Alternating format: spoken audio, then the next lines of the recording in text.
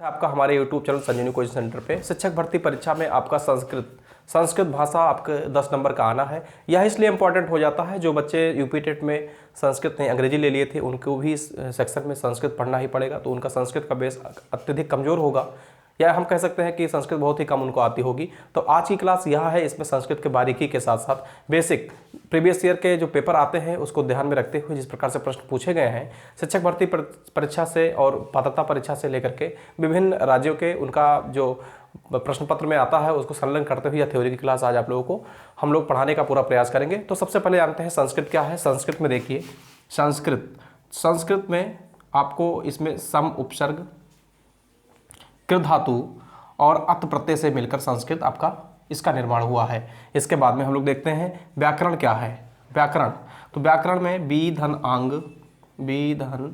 आंग इसके साथ में कृ धातु, इसके साथ में कृ धातु, यह निशान जो अंडर रूट टाइप का आपको दिखता है यह धातु को इंडिकेट करता है। कृ धातु के साथ में ल्युट प्रत्यय के मिलाने से हमें व्याकरण मिलता है। अच्छा, अब व्याकरण की हम बात करेंगे। जो व्याकरण को जानता होगा, जो व्याकरण को जानता है वो क्या कहलाता है? जो व्याकरण को जानता है वह वैयाकरण कहलाते हैं।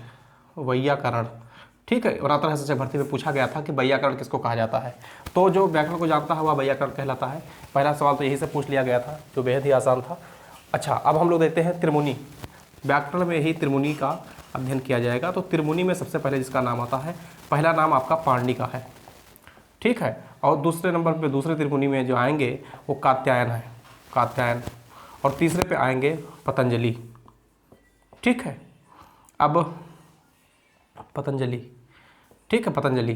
तो इसमें अब हमको ये देखना होगा कि सबसे पहले हम लोग पाणिनि का अध्ययन करेंगे। तो त्रिमुनियों में आइए जानते हैं क्या है पाणिनि। तो सबसे पहले यहाँ पर देखेंगे पाणिनि, इनका थोड़ा सा परिचय करेंगे त्रिमुनियों में।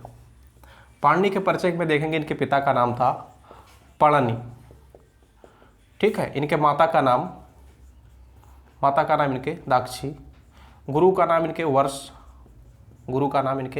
वर्ष है। जन्म स्थान इनका देख लीजिए, जन्म स्थान है कटक जिला के शालातुर गांव, कटक जिले के शालातुर गांव में इनका जन्म हुआ था, जो शायद पाकिस्तान में है, लाहौर में है।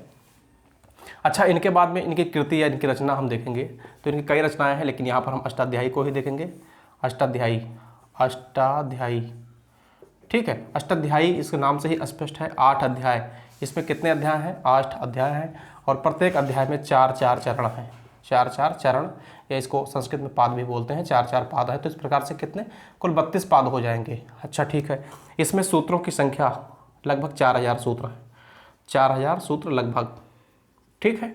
अच्छा, सूत्र इसमें होने के कारण ही पाणिनि जी को सूत्रकार के नाम से भी जाना जाता है, पाणिनि को सूत्रकार भी कहा जाता है, ठीक है। यह तो इनका परिचय होगा त्रिमुनियों में। अच्छा, दूसरे मुनि का अब हम लोग देखते हैं, दूसरे मुनि का परिचय ले लेंगे। तो दूसरे मुनि का परिचय आपका आएगा कात्यायन जी का परिचय, ठीक है। कात्यायन के परिचय में देखिए, कात्यायन, दूसरा नाम इनका वररुचि। ये वार्तिककार भी इनको कहा जाता है, वार्तिककार। क्यों? क्योंकि इन्होंने 1250 लगभग 1250 सूत्रों पर, किसके सूत्रों पर? अष्टाध्यायी के लगभग 1250 सूत्रों पर इन्होंने क्या लिखा? वार्तिक लिखा, ठीक है। इसलिए इनको वार्तिककार के नाम से भी जाना जाता है, ठीक है। अब उसके बाद में हम लोग पतंजलि की बात कर लेंगे। पतंजलि, ठीक है। पतंजलि की बात करेंगे। इन्होंने अष्टाध्यायी पर ही महाभाष्य लिखा। क्या लिखा? महाभाष्य। और महाभाष्य में कुल कितने? 84 आहनिक हैं। अच्छा, महाभाष्य लिखने के कारण ही इनको भाष्यकार कहा गया। क्या कहा गया? इनको भाष्यकार कहा जाता है। तो इस प्रकार से हमने त्रिमुनियों के बारे में देखा। अब त्रिमुनि के बाद में हम लोग देखेंगे महेश्वर सूत्र। तो पाणिनि ने ही, जो पाणिनि हैं, इन्होंने भगवान शंकर को प्रसन्न किया, भगवान शंकर की उन्होंने तपस्या की, और भगवान शंकर प्रसन्न होकर के जो डमरू बजाए थे, ठीक है, उससे ही 14 महेश्वर सूत्र की उत्पत्ति हुई है। तो आइए हम लोग देखते हैं महेश्वर सूत्र। तो इसमें सूत्र है नृतावसाने नटराज राजो ननाद ढक्का नौ पंचवारम ऊर्धुत कामा सनकादुषान यत द्विमर्षे शिव सूत्र जालम। यह सूत्र था, तो इन्होंने भगवान शंकर को अत्यंत प्रसन्न किया। तो आइए हम लोग देखते हैं कुछ, अब हेडिंग को चेंज करना पड़ेगा। ठीक है, अब हेडिंग आप लोग करिए महेश्वर सूत्र, हेडिंग करिए आप लोग महेश्वर सूत्र, माहेश्वर सूत्र, माहेश्वर सूत्र। माहेश्वर सूत्र को भी कई नामों से जानते हैं, तो इनके अन्य नाम भी आप चाहे तो लिख लीजिए। इसको कहते हैं संज्ञाहार सूत्र, प्रत्याहार सूत्र। ठीक है, इसको प्रत्याहार सूत्र, प्रत्याहार सूत्र। इसको शिव सूत्र जाल, शिव सूत्र जाल। इसी को उपदेश बोलते हैं, उपदेश। ठीक है, या इसी को अक्षर या वर्ण समन्वय के नाम से भी जाना जाता है। अक्षर या वर्ण समन्वय के नाम से भी महेश्वर सूत्र को जाना जाता है। अच्छा, महेश्वर सूत्रों की संख्या कितनी है? 1 2 3 4, कुल कितने? 14 सूत्र हैं। 6 7 8 9 10 11 12 13 और कुल 14 महेश्वर सूत्र हैं। तो पहला इसमें है आ ई उ अ, दूसरा है री ली क, ए ओंग, और है ऐ औच। ठीक है, आयोन रिलिक योंग योच, आयोन रिलिक योंग योच, हैवरट लड़, हैवरट, हैवरट लड़, यमंगणनम, यमंगणनम। इसके बाद में है जब। तो इस प्रकार से महेश्वर सूत्र आपने देखा। तो महेश्वर सूत्र को एक बार फिर से देख लीजिए। अयुण रिलिक योंग अयोच हैवरट लड़ यमगणनम जब है घटधस जब घटधस खप छट चट्टो कपय सक्षर हल। इस प्रकार से 14 महेश्वर सूत्र हो गए। अच्छा, महेश्वर सूत्र से ही प्रत्याहार का निर्माण होगा। तो 1 से 4 तक के सवाल पूछा आता है कि महेश्वर सूत्र में 1 से 4 तक कर किसकी उल्लेख किया गया, किसकी चर्चा की गई है? तो इसमें अच प्रत्याहार, अच की चर्चा की गई है। अच को ही स्वर कहा जाता है। ठीक है, अच को ही स्वर कहा जाता है। अच्छा, इससे पहले हम अगर अयोन रिलिक योंग योज से पहले देख लेते हैं। एक सूत्र है लसक्व तद्धिते, सूत्र से इसकी इत संज्ञा हो जाती है। लसक्व, शक्व तद्धिते सूत्र से, सूत्र से इन सभी इत संज्ञक वर्णों की इत संज्ञा हो जाती है। ये सभी लास्ट में आपको जो, ठीक है, हलंत लगे हैं, तो इनकी इत हलंत्यम तस्य लोपा से, इत हलंत्यम, हलंत्यम तस्य लोपा से, इत हलंत्यम तस्य लोपा से लोप हो जाता है। ठीक है, इत हलंत्यम तस्य लोपा से इन सभी की लोप हो जाएगी और इनकी क्या हो जाएगी? इत संज्ञा हो जाएगी। इन सभी की क्या हो जाएगी? इत संज्ञा हो जाएगी। इसलिए इत संज्ञक वर्णों की संख्या कितनी है? इत संज्ञक वर्णों की अगर संख्या पूछ ली जाए तो 14 होगी, क्योंकि जितने महेश्वर सूत्र हैं सभी के लास्ट में हलंत लगा है और जितने भी हलंत होंगे इनकी इत संज्ञा हो जाएगी। तो इत संज्ञा से इनका क्या हो जाएगा? तस्य लोपा से लोप हो जाएगा। यानी कि अगर हम प्रत्याहार का निर्माण करेंगे, अगर हम प्रत्याहार का निर्माण करें तो अगर हम कह दें कि अण प्रत्याहार बनाइए, तो अण प्रत्याहार में आ ई उ को ले लेंगे, आ ई उ को ले लेंगे, अड़ा नहीं लेंगे, इसको काट देंगे, इसकी लोप हो जाएगा। कैसे लोप हो जाएगा? इत हलंत्यम तस्य लोपा से इनकी लोप हो जाएगी। किससे? इत हलंत्यम तस्य लोपा से लोप हो जाएगी और ये इत संज्ञक वर्ण होंगे। तो इत संज्ञक वर्णों की संख्या कितनी है? 14 है। तो अगर फिर कोई कह दे कि अच प्रत्याहार का निर्माण करिए, अच मतलब होता है स्वर, अच मतलब क्या होता है? स्वर।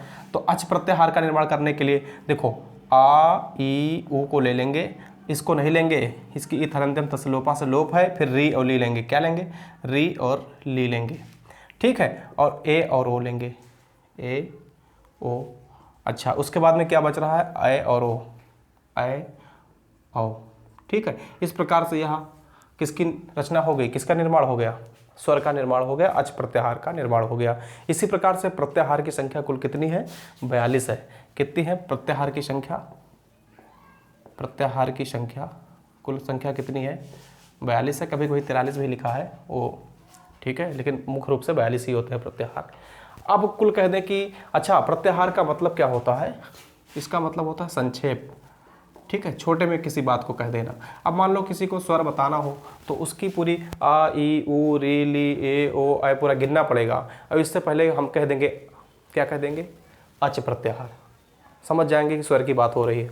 हम कह देंगे हल प्रत्याहार, हल से समझ में आता है कि व्यंजन की बात की जा रही है। हम कह देंगे अल प्रत्याहार, आल सभी स्वर सभी व्यंजन की बात की जा रही है। तो प्रत्याहार का मतलब क्या होता है? संक्षेप। कोई बात को संक्षेप में कह देना क्या कहलाता है? प्रत्याहार। पाणिनि जी ने प्रत्याहार का निर्माण शायद इसलिए किया था, जैसे मान लीजिए अगर हमको कहना हो कि ठीक है, ऐसे मान लो कोई भी प्रत्याहार का निर्माण कर लीजिए, अट प्रत्याहार का निर्माण कर देंगे। तो अट प्रत्याहार जैसे देख लीजिए, एक मिनट, अट प्रत्याहार का निर्माण अगर कह दें तो हम कह सकते हैं कि सभी स्वर और प्लस में सभी स्वर यहाँ तक हमें अच प्रत्याहार तक मिल गया, और उसके बाद में ये हा या व, हा या व र। अब बताइए अगर प्रत्याहार नहीं होता तो हम सभी स्वर यानी अच और प्लस हा या वारा नहीं कह पाते। हमको पूरा यहाँ से लेकर के यहाँ तक की पूरी चीज़ें नोट करना पड़ता या तो फिर कहना पड़ता। इसलिए प्रत्याहार का मतलब क्या होता है? संक्षेप होता है। कम चीज़ें में अपनी बात को कह देना क्या कहलाता है? प्रत्याहार कहलाता है।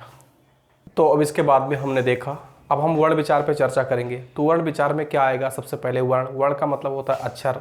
अक्षर का मतलब होता है जिसका क्षय ना हो, जिसका विनाश ना हो, ठीक है, यानी कि ना क्षरत इति अक्षरा, जिसका क्षय नहीं हो सकता वही अक्षर होते हैं। तो वर्ण दो प्रकार के होते हैं, एक तो स्वर होते हैं और दूसरे क्या होते हैं?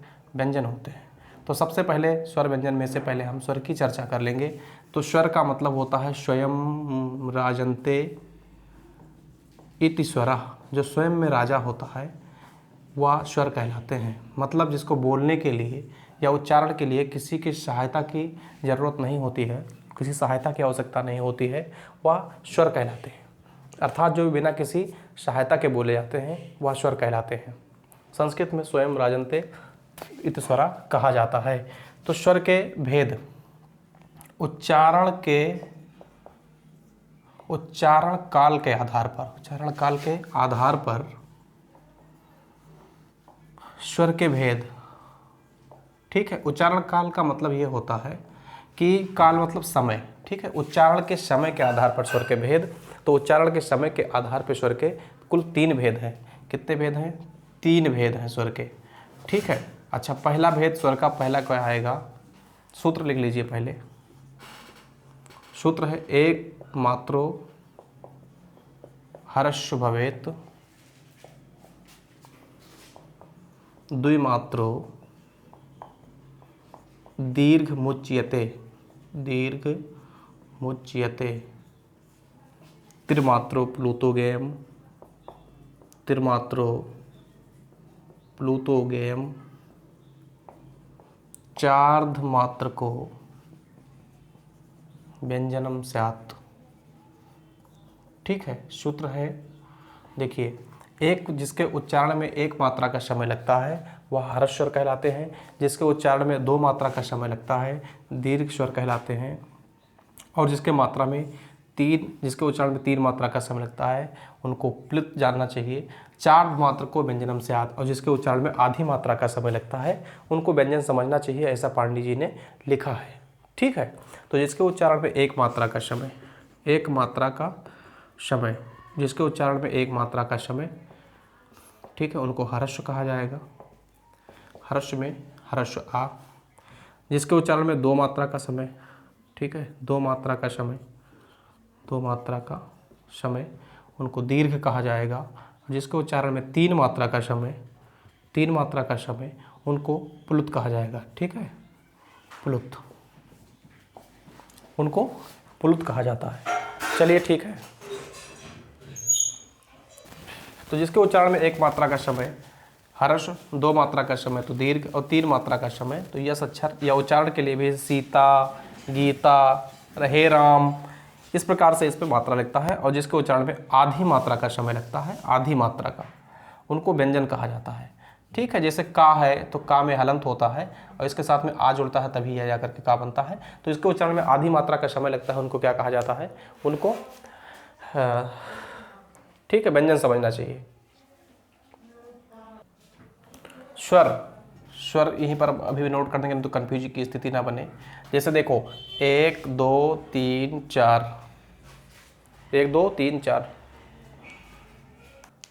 तो अब पुनः स्वर के भेद देखते हैं। स्वर के भेद उच्चारण के आधार पर, ठीक है, उच्चारण के आधार पर स्वर के भेद अब हम लोग देख रहे हैं। तो इस पे पहला, इसके भी 3 भेद होंगे। तो पहला होगा उदात्त, ठीक है। तो इसको सूत्र उच्चई उदात्ता, उच्चई उदात्ता, जिसका उच्चारण कंठ के ऊपरी भाग से हो उसको उदात्त, जिसका उच्चारण कंठ के निचली भाग से हो अनुदात्त, ठीक है।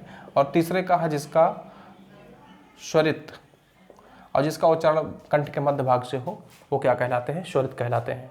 अच्छा, अब देखिए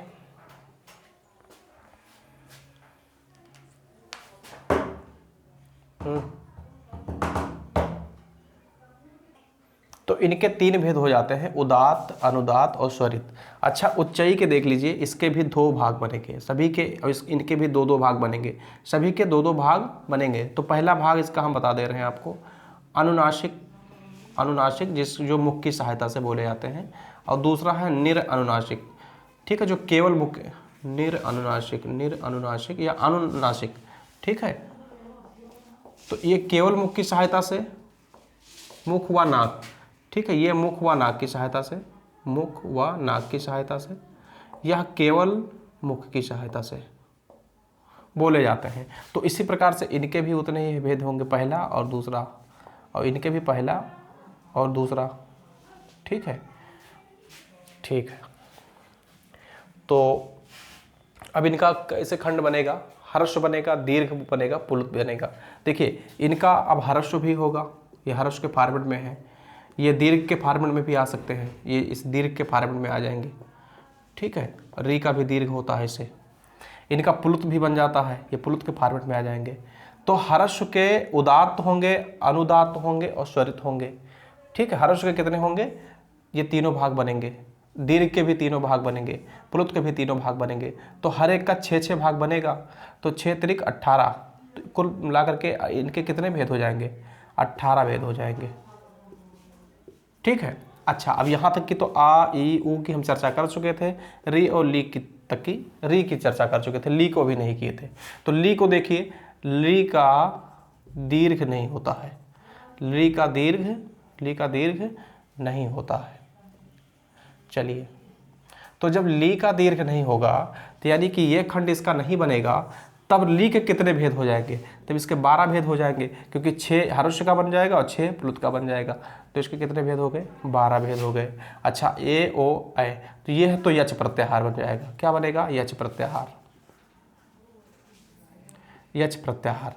तो ये ओ लिख दे रहा हूँ, ए ओ ऐ औ।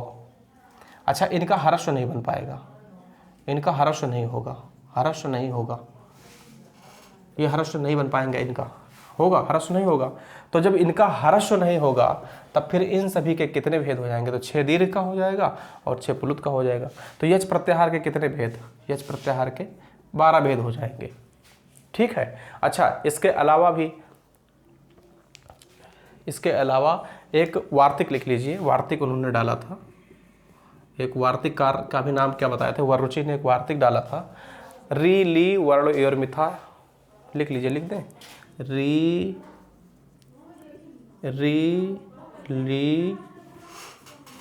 ली वर्ण योर मिथा, लिख लीजिए, वर्ण योर मिथा सावर्ण्यम वाच्यम, ठीक है। इन्होंने कहा कि री और ली समान वर्ण है, वार्तिक डाला, वार्तिककार ने कहा कि री और ली समान वर्ण है। तो री के अभी कितने भेद हमने आपको बताए थे? तो री के कितने भेद? 18 भेद हो गए।